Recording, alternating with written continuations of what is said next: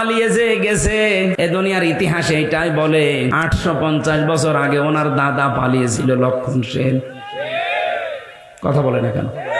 ওনার দাদা কথা বললাম কেন? আমার ফাঁসি চাই বইটা পড়েন, দেখেন ওনার জন্মের ইতিহাস লেখা আছে।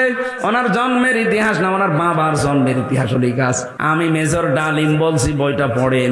আমি 5 তারিখের পরে এই কয়েকটা বই আমি সব আগা গোড়া শেষ করে দেখেছি। আল্লাহ, আমরা ভাবি কি আর আসলে হয়েছে কি? আন্দাজে মুসলমান বললেই হবে।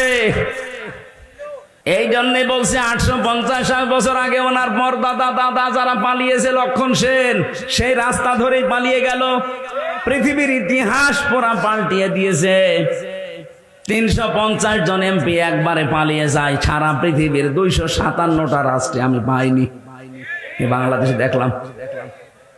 শুধু পার্লামেন্টের যারা মেম্বার এরাই পালিয়ে যায়নি, জাতীয় মসজিদের ইমাম পর্যন্ত পালিয়ে গেছে। কি আশ্চর্য বলেন তো, ইমাম সাহেবও পালিয়ে যায়। কিছুদিন পরে এসেছিল আবার জোর করে ইমামতি নেওয়ার জন্য, জনগণ জুতা পিটা দিয়েছে। পরের দিন দেখলাম স্ট্যাটাস দিয়েছে ফেসবুকে, জনগণ আমাকে জুতা দিয়ে পিটিয়েছে কিন্তু আমার গায়ে লাগেনি। ওরে শয়তান, মানুষের বিবেক মরে গেছে।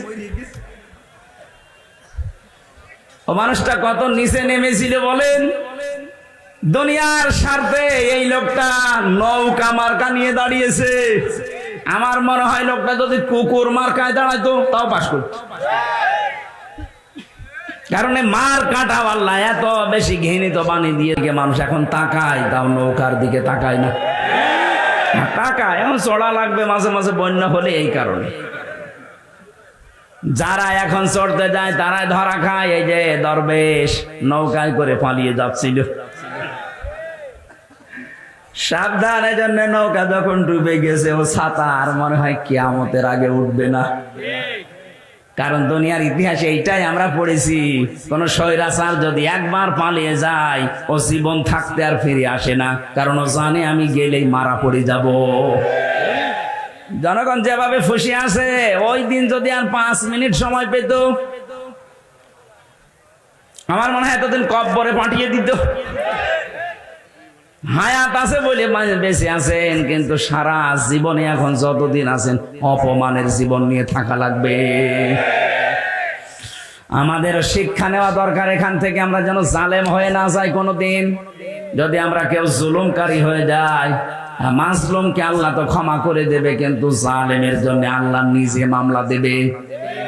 এটা আছে সূরা শুরা 25 নম্বর পারা 6 নম্বর পৃষ্ঠার 12 নম্বর লাইনের 42 নম্বর আয়াতের প্রথম অংশে আছে, ইন্নামাস সাবিলু আলাল্লাযিনা ইয়াযলিমুনান নাস।